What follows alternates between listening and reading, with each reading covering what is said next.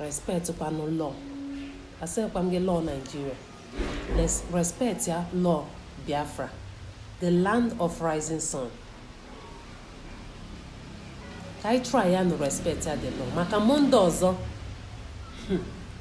ọzọ ga-adịkwa ego anaghị asakwa mgbagbu ayara ịlụ ọgụ monde ọzọ ga-adịkwa egwu